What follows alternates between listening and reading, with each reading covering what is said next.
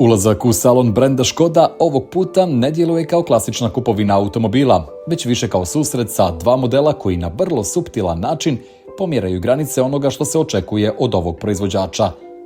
Dva najveća i najreprezentativnija Škodina modela, Kodiaq i Superb, oba u visokim Sportline paketima opreme i sa gotovo identičnom filozofijom, spoj snage, elegancije i diskretnog luksuza. Prvo pažnju privlači Kodiaq Sportline u race plavoj metalik boji. To nije samo SUV koji dominira prostorom, to je automobil koji ostavlja utisak samopouzdanja bez potrebe da bude napadan. Crni detalji, sportski elementi i masivna silueta čine ga ozbiljnim, gotovo autoritativnim na cesti. Iako je riječ o porodičnom SUV-u, u ovoj konfiguraciji djeluje znatno ekskluzivnije nego što biste očekivali. Unutra ambijentalno osvjetljenje, sportska sjedišta i velik 13-inčni infotainment ekran stvaraju atmosferu koja je bliža premium segmentu nego klasičnoj srednjoj klasi.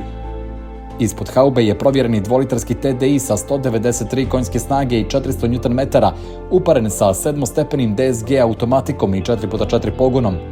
To znači da ovaj automobil ne nudi samo izgled, već i ozbiljne sposobnosti, stabilnost u svim uslovima, sigurnost na dugim putovanjima i dovoljno snage da bez napora nosi svoju veličinu. Uprkos tome, prosječna potrošnja od oko 6,1 litar pokazuje koliko je ovaj motor zapravo racionalan. S druge strane salona je Superb Sportline u elegantnoj Pebble Silver metalik boji, potpuno drugačije karaktera, ali jednako upečatljiv.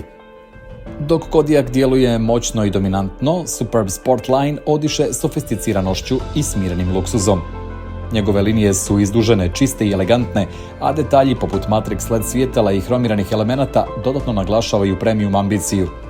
Unutrašnjost je priča za sebe, kombinacija sporta i komfora sa vrhunskim materijalima, trozonskom klimom, velikim ekranom i dodatnim paketima poput Canton ozvučenja i DCC adaptivnog ogibljenja.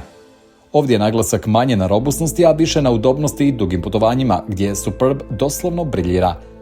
I ovaj model pokreće isti dvolitarski TDI motor sa 193 konjske snage i 4x4 pogonom, ali njegov karakter u vožnji je drugačiji. Niži centar gravitacije i limuzinska forma daju mu veću stabilnost pri većim brzinama i izuzetnu udobnost na autoputu. Potrošnja od oko 6 litara dodatno potvrđuje da se radi o automobilu koji je stvoren za kilometre. Zanimljivo je da oba modela, iako tehnički slična, ciljaju različite tipove kupaca. Kodiaq je za one koji žele povišenu poziciju, sigurnost u svim uslovima i osjećaj dominacije na putu, dok je Superb za vozače koji cijene eleganciju, tišinu i diskretni luksuz bez potrebe da se ističu na prvi pogled. Ono što ih povezuje jeste činjenica da ovo nisu automobili koje ćete često sresti u ovakvim konfiguracijama na cesti. Sportline paketi, snažni dizel motor i bogata dodatna oprema čine ih posebnim izborom, ne nužno za svakoga, već za one koji znaju šta traže i cijene suptilan luksuz bez potrebe za naglašenim brendiranjem.